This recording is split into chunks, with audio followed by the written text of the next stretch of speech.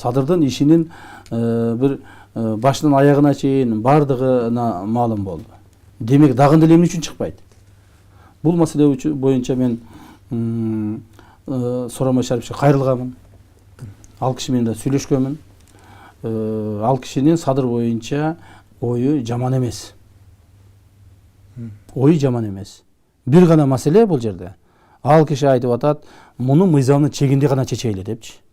Мен бирөөгө команда берип, бүгүн чыгарып кой, эртең чыгарып кой, же болбосо чыгарбай кой деп айта албаймын. Мыйзамдын чегинде гана чечейли деген аракет деген сөздөрдүн уккам да, мага айтканы болгон.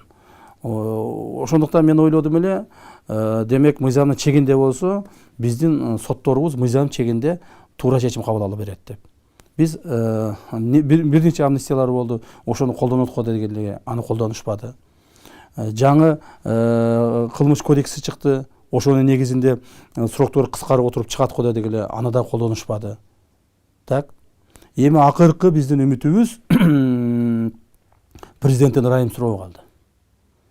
Президенттен ырайым суроо боюнча дагы биз Садырга айтып, Садырдан суранып, ал дагы Садыр дагы өзүнчө мындай бир көк бала да, көк мындай ички мындай стержини бар, туруктуу жигит да. Анан кийин ал айтты, жок мен эмне болсо дагы олтура берем депчи. Биз айттык, жок.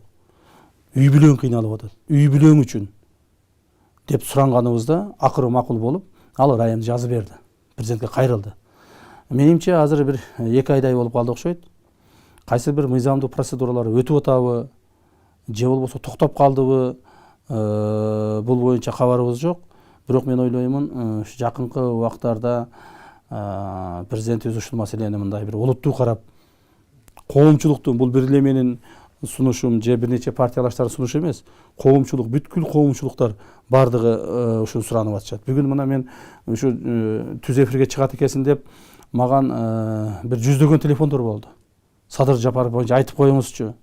Ошол жерде бир суранып коюңузчу. Ачыктан ачык суранып бере аласызбы? Сиздин күчүңүз жетеби? Сиз коркпойсузбу? Деп дагы суранып атышты. Ошондуктан мен дагы бир жолу ачык айтып коеюн. Урматтуу президентибиз Сооронбай Шарипович ушул маселени тез аранын ичинде карап, ошо элдин, коомчулуктун үмүтүн суутпастан чечип берет го деген үмүттөмүн.